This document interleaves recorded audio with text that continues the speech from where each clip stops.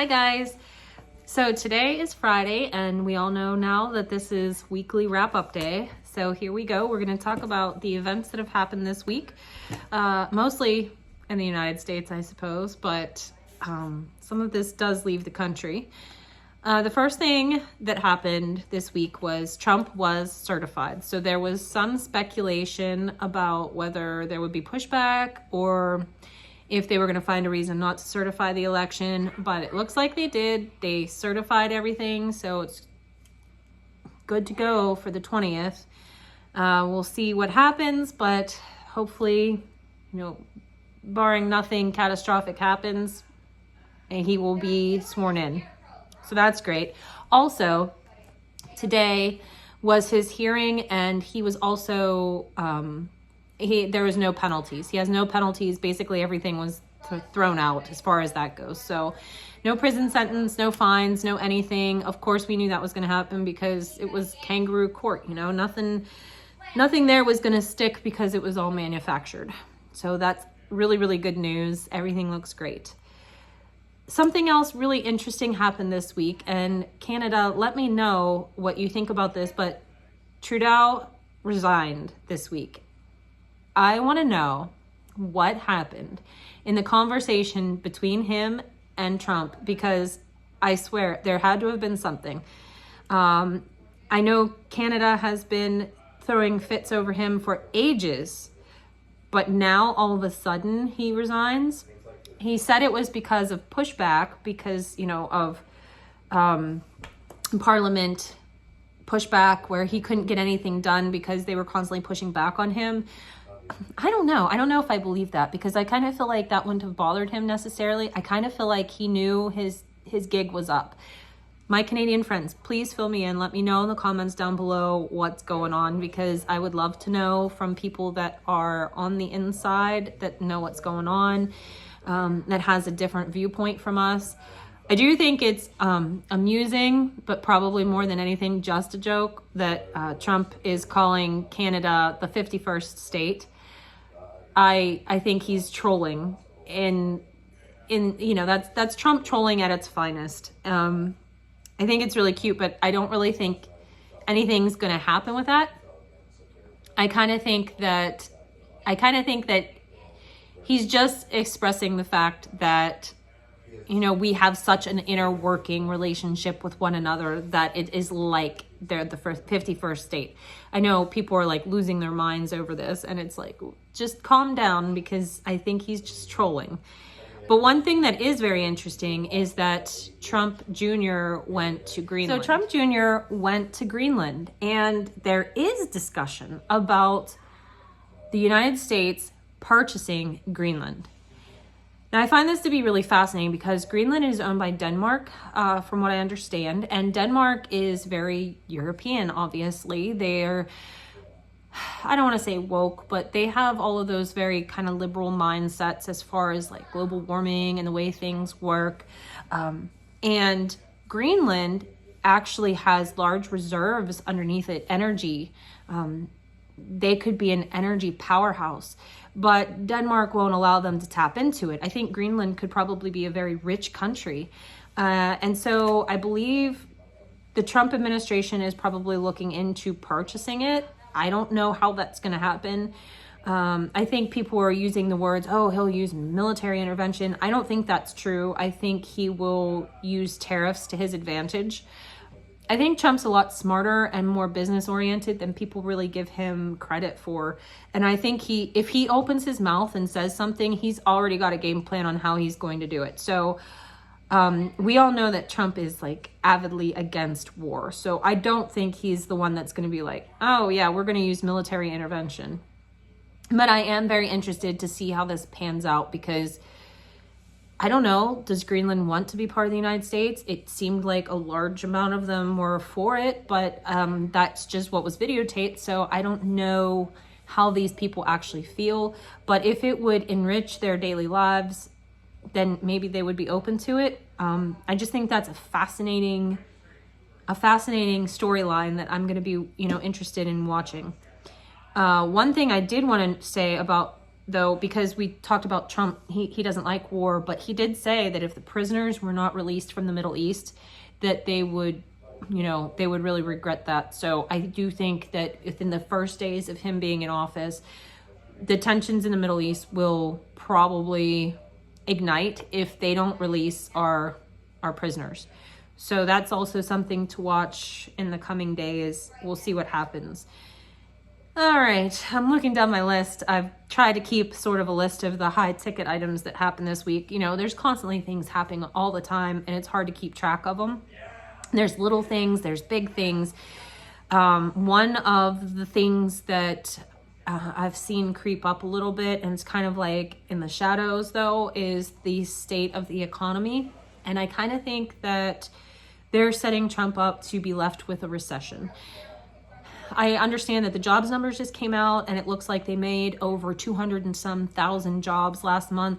Well, of course, there were over 200 and some thousand jobs created last month. It was probably with FedEx, UPS, and the USPS because it was the holiday season. There are seasonal employees that are constantly hired during that time of year.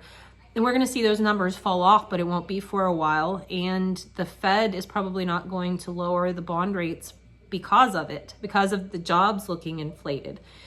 Which, it makes you really wonder, because if somebody stupid like me, or maybe I'm not stupid, okay, I'm not going to sell myself short, but I'm just an average person. If I can see those jobs were seasonal, why wouldn't the Fed also see those jobs were seasonal? But maybe they can't act without having concrete data. I don't know. But it looks like the numbers are going to be way wonky, and it looks like they're doing, I don't know, I sure think that they're trying to leave him with a bad recession, because I also understand that the government is going to dump a bunch of their Bitcoin. We know that Trump's going to invest in Bitcoin. They're going to dump tons and tons of their Bitcoin at a low rate. That way Trump's going to have to buy it back at a more high rate. So that's going on. I just think they're trying to screw him in any way possible. That way, in history books, it looks like he was terrible. Meanwhile, he's just cleaning up the mess that's been made over the past 4 years. Trump did say that he was going to release the drone information over the first couple days of his new presidency. He said that he knows what's going on with the drones, and that it's ridiculous that the government hasn't released the information on that, because it's leaving us all to speculate. And sometimes it's dangerous when you let people use their imagination, because they get scared, they come up with crazy ideas, and now, of course, we're all trigger shy, like gun shy with the government. They've been so dishonest with us over the years. Why would we believe them when they're like, oh, those drones are nothing? We don't believe that. And we're going to think about and come up with and manufacture and probably, with some truth, find out why we think those drones were up there. And, it can create panic, unrest, and distrust. And I think it's wise of him to go ahead and give us that information. We want it. We've been asking for it. So the man's going to give it to us, and I appreciate that. The other thing I wanted to talk about is the wildflowers. Oh my. The wildfires in LA. So I've seen so much information about these wildfires. Everything from the mayor, Karen Bass, she slashed the firefighting funds by a lot of money, a lot. I think it was something like $17 million or something like that. She slashed their funds. Also, there was supposed to be this system put in where the water from the ice on the mountains was to be brought in and put in the reserves, but they decided to bypass that idea because there was a fish in the sea that benefited from that water. And so all of this water that could have been used they didn't use it because they cared more for this fish. I love things. I love animals. I love nature. I would hate to see things go extinct. But if it is me or a tiny little fish out in the ocean, I'm sorry, I'm going to have to side on the side of me. I'm going to have to make that choice. It's unfortunate, but that's the way it should be. And so they're paying for this choosing the fish, it's unfortunate. Nobody wants to have to make those choices, but somebody made the wrong choice, I suppose. There's a lot more information coming out. I'm very curious. I guess there was an arsonist that was caught. So, you know, I guess that was the cause. The fire was so weird. And I know there's been a lot of theories about that weird fog that came across. If it was in the area, what kind of fog was it? Like, was it like a fire starter? And these are just things that I've heard. I've actually put zero research into this because this week has been relatively busy. So I'm not saying these things are fact. I'm saying these things are curious. It could have been something as simple as some idiot lit a match, or it could have been more nefarious. We will never know. Well, the one thing that drives me crazy is the amount of celebrities that are out there crying that their beachfront home got burned to the ground while they're sitting in their mansion that's in Hollywood Hills or someplace else. That makes me sick. It makes me sick. Oh, look, my Mercedes is burnt. These people are on TV bawling their eyes out, and I do not lack compassion. There's a lot of people that probably aren't rich out there that lives have been completely upturned and disheveled. But where were all these people crying when Helene happened? Where were all these people crying when Maui happened? You've seen one or two celebrities here or there that actually gave a damn. The rest of them were like crickets, especially with Helene. Nobody lifted a finger, and I will guarantee you LA will be rebuilt by the time these poor people down here in Appalachia get homes. Some of these people are still in tents. They don't even have 4 walls around them. And this is happening, and I do have compassion. I'm not saying I don't, but these celebrities piss me off so bad because they only care about them. And honestly, it's us to blame because we're the ones that have made these celebrities so self-important in the first place. We're the ones that feed money into Hollywood and give them that feeling of royalty. It's almost like the king and his court back in the day, you know? They feel like they're better than everyone. Oh, woe is me, when there's literally people starving and going without. But that couldn't bother them any. That's just my feeling. I might take shit from this. And again, I am fully aware that there are people out there that aren't movie stars and aren't rich, and I feel horrible for them.